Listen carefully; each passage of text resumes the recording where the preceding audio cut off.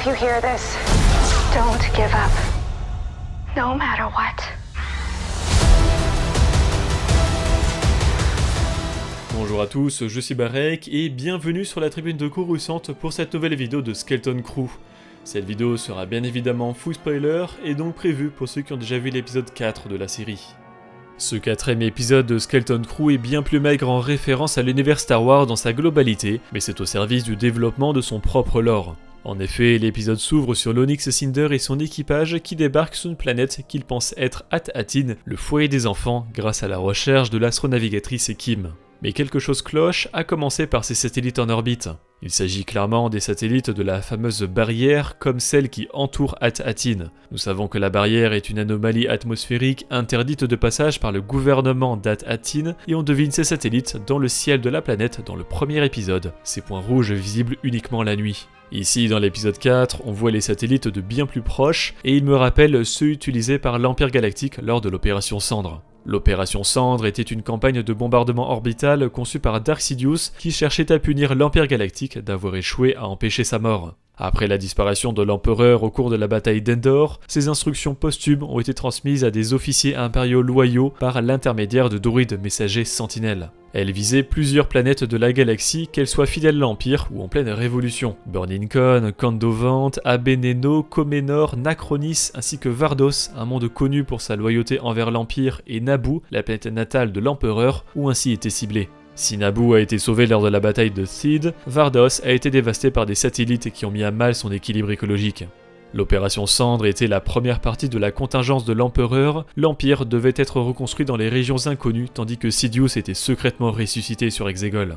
L'Empire a donc utilisé des satellites capables de modifier l'atmosphère d'une planète, ça ressemble quand même beaucoup à At-Atin et son ciel sans étoiles criblé de points rouges. Cependant, si les enfants d'At-Atin n'ont jamais entendu parler de l'Empire Galactique, de la destruction d'Alderaan ou même d'une quelconque guerre, il est peu probable que ces satellites soient impériaux, mais ils peuvent très bien utiliser une technologie similaire.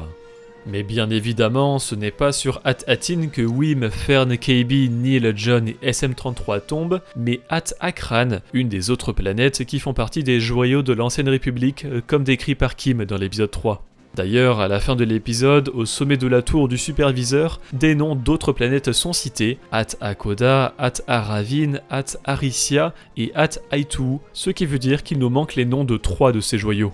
Cependant, Kim avait décrit ces planètes comme détruites à l'exception d'At-Atin. Si les autres planètes sont dans le même état qu'At-Akran, elles n'ont pas été détruites comme Alderaan par exemple, voire Jedha, mais leur civilisation a été mise à mal. Sur At-Akran, on découvre 2 clans de survivants, les Troik et les Atan.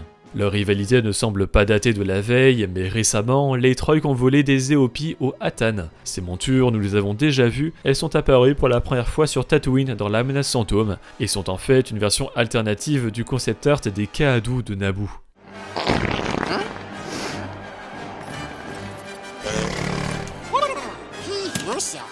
Obi-Wan Kenobi a même possédé un Éopie qui s'appelle Akani, et que l'on voit dans La Revanche des Sith et la série Obi-Wan Kenobi évidemment. Mais les Éopies de At-Akran ont des cornes, contrairement aux Éopies qu'on a vues jusqu'à maintenant. Je disais tout à l'heure que les habitants d'At-Atin ne connaissent probablement même pas l'Empire Galactique, et pourtant sur At-Akran, des soldats portent des casques de Mud Troopers impériaux. Mais en fait, c'est totalement expliqué dans l'épisode où les habitants disent faire parfois du trafic avec le monde extérieur comme ils n'ont plus leur barrière qui les isole. Et les 2 membres les plus importants des Troik sont le général Strix et sa fille Aina. Strix est d'ailleurs joué par l'acteur français Mathieu Kassovitz, connu pour ses rôles dans les films Le fabuleux destin d'Amélie Poulain, La haine, Les rivières pourpres, Munich ou Le chant du loup, la série Le bureau des légendes ou encore la série documentaire Apocalypse. Aina fait-elle visiter à Neil ce qui sert de centre-ville aux Troik dans l'ancienne école. Fait assez intéressant, parmi les habitants on retrouve les mêmes espèces que sur At-Atin, avec des Itoriens, des Rhodiens et même la nouvelle espèce des Vazuan.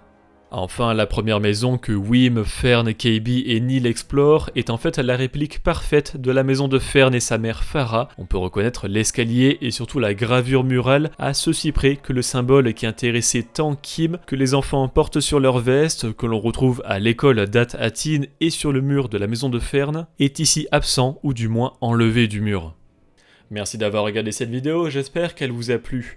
Si c'est le cas, n'hésitez pas à laisser un like, à la partager et à vous abonner en activant les notifications si vous ne voulez pas rater les prochaines vidéos de la tribune de Coruscant. Pour être au courant de l'actualité Star Wars au quotidien, suivez-nous sur Facebook, Instagram et X, et tous les dimanches, nous débriefons de l'actualité sur Twitch lors de notre émission à la bas dans les étoiles. A bientôt, et que la force soit avec vous.